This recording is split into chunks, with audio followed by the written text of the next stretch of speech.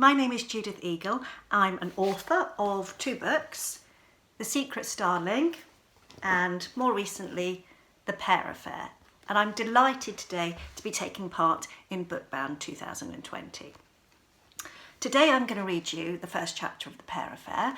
The Pear Affair is a mystery adventure set in 1960s Paris. There are plenty of twists and turns and unexpected moments. It's packed with dastardly baddies and there's lots of descriptions of delicious French food.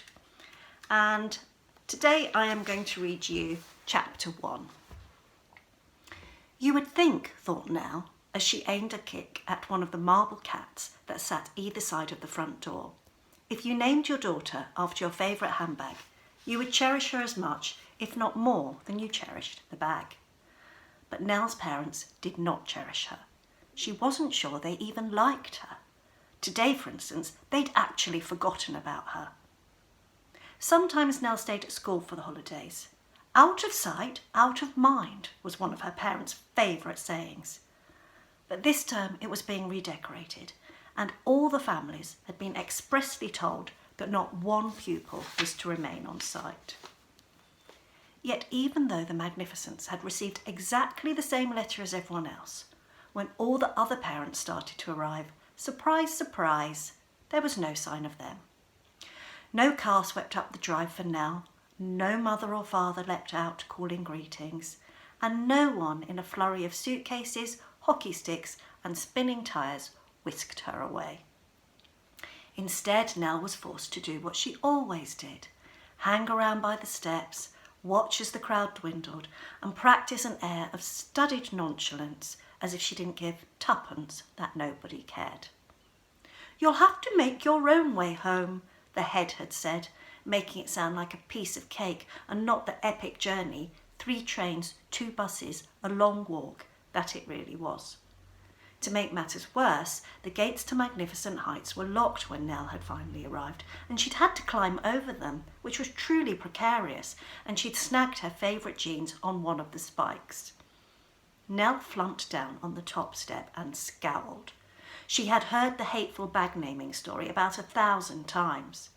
It had been purchased, Melinda Magnificent liked to recount, during the heady days of her and Gerald's honeymoon from the swankiest shop in Milan.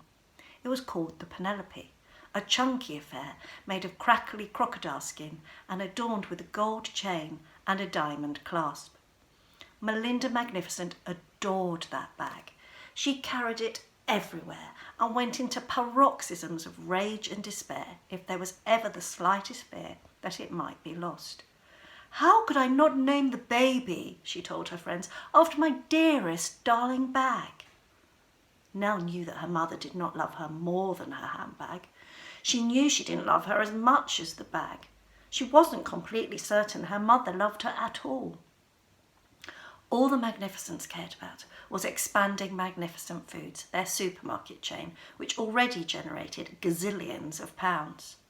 "More stores mean more things sold. More things sold means more money in the bank. And more money in the bank means we can spend," Gerald liked to expound, pound signs practically winking in his eyes. The ping of cash registers was music to the Magnificents' ears. Nell, however, was a hindrance. It wasn't unusual for Melinda to mutter that her daughter was nothing more than unwanted baggage. She had used those actual words, along with utter nuisance and dead weight. Nell was used to it now, but when she was little, they had pierced her heart like sharp arrows tipped with ice. "Je t'adore, ma petite," Pear had said when Nell reported what she had heard, tears stinging her eyes. Pear had been Nell's au pair before she had been packed off to boarding school. Her real name was Perrine, and she was from Paris. "You're too old for an au pair," Melinda had said on Nell's 7th birthday. "I'm fed up with you two jabbering away in French." The thought of it still made Nell burn hot from head to toe. Pear was the sweetest, kindest person in the whole wide world, more of a mother or a father than Melinda and Gerald had ever been. The day of their parting had been so swift, so sudden, so viciously unexpected, that Nell felt like a wolf had tossed her up in the air and then, with tooth and claw, torn her apart. She still didn't really understand what had happened. It was a question she had asked her parents again and again, but instead of giving her answers, they had sent her to Summer's End, which was a horrible place, the sort of boarding school where the dormitories are always freezing cold and the food has to be choked down or you will starve. Nell sighed and stretched her legs out in front of her so that she could examine the damage done to her jeans. With a needle and thread, she could fix them. Pear had taught her how to sew. She remembered Pear's hand over hers, the flash of the silver needle, the pull of the thread. Her heart ached a little. She had loved Pear with all her might. The memories of their time together were far, far away, but they still had a golden tinge. Nell and Pear in the kitchen making banana splits. Pear squirting them with cream moustaches. Nell and Pear playing hide and seek, or French skipping with knicker elastic. Nell curled up in bed listening to endless stories about child runaways. The memories were like a glorious patchwork quilt, each square different, pieced together in Nell's mind. Nowadays, Nell wasn't sure what was worse, being ignored at home or being stuck at school. Then there was the inexplicable fear of the dark, which had struck the day that Pear had left, and the constant feeling of dread that only shifted when one of Pear's letters arrived.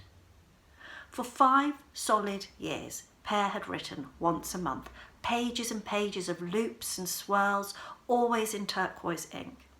The letters were so rich and so vivid that even if Nell was in the deepest of deep, dark doldrums, they never failed to lift her up.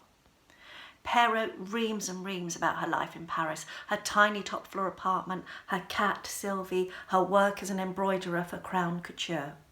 But the best of all was the line that always appeared at the end. "One day I will come and rescue you. Stay patient, my little friend." But 6 months ago, the worst had happened. The steady flow of letters had stopped. January, February, March, April, May, June, not one letter. Suddenly there was nothing to look forward to. A cold, sharp stone wedged itself into the pit of Nell's stomach and refused to budge. Of course she had written again and again to the address in Belleville, feverish letters pleading for a reply. Nothing came. Nell's feelings had progressed from concern to anger and eventually fear. On very bad days, she was convinced that Pear had abandoned her. On less bad days, she worried that something terrible had happened to Pear. But what could that be? Now, after 6 letterless months, here she sat between the mean-faced cats, waiting for her parents to remember they had a daughter. At last the gates swung open, and the rolls, was it a new one? Nell was pretty sure it had been read before, purred up the drive. "Good God, Gerald!" Nell could hear Melinda shrieking before she had even climbed out of the car. She was dressed in head-to-toe white as usual, an affectation intended to set off her silvery cap of white blonde hair. "What's Penelope doing here? Is it the summer holidays already? But we're off to Paris tomorrow." Nell stood, a tangle of muddy brown hair, freckles and torn jeans.